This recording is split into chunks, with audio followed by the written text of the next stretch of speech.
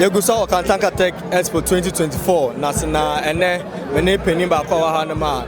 You can the machinery now. Odi muntinti my pana. Many babedi come boss. Akwaba. Yeah, yeah. I'm Bumbo. Boko na also. But now within the position ben oh, me engineer wo machine. Engineer engineer machine. The friend come from. But what am I to take care through machine in a 1 year man? Oh, we know who say a harvester, a hunabru, and a hunabra, and a car. The ban expecting this one, the engine, ocean engine, and what the year 345, and the RPM no say 2,200.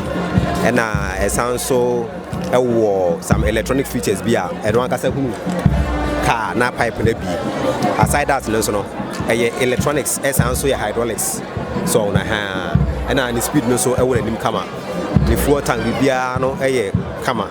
It is ana most of the times no we appreciate the final work. And you know ama sometimes in the gym be na call the beginning of Adiana no but you take care through the stress everything that we go through time and more yeah with it. Oh, it was not easy. We say at the end they need now bounce back to Kantanka because we say no na the idea never no watch na yen why it yeah na any difficulties be na consulting because all these things no I no programming any na no or one sketch bibia nto no the bar the here say wo na akwa no obusua usua na hu na wo so at least you can also improve upon yourself.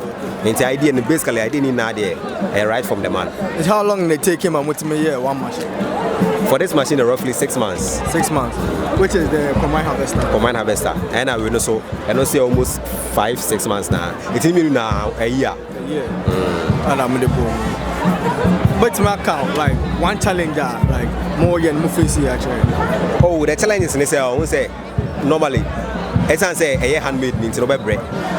In terms of machineries whatever because a handmade they way nankawo machines are assembly na kawo mre because all features in our na assemble but when a handmade they have na wo don say every picture we base until waste time sanity anything be na wo ya a handmade bia no e waste time and sense so e cost because if you are at least obeto bia shem obesei bi ni na ka ho.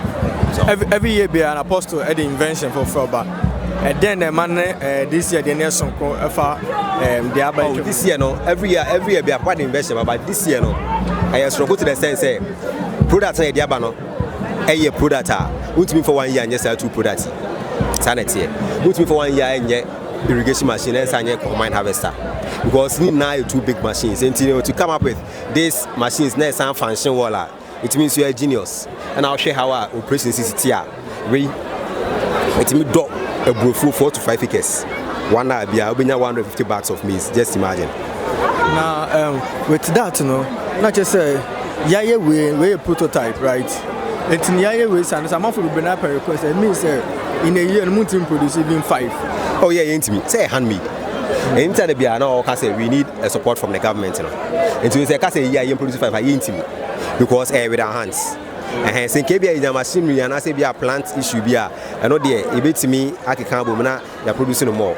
It is still no the support and I will say bar at least it beats me a production. Let's a handmade you won't be a production. But that's to say you invite you. But I mean I tempted him there. I tempted him very slow. Enough of us have we have for you go so many penny back on a command you go so send your man. I also be near a bed and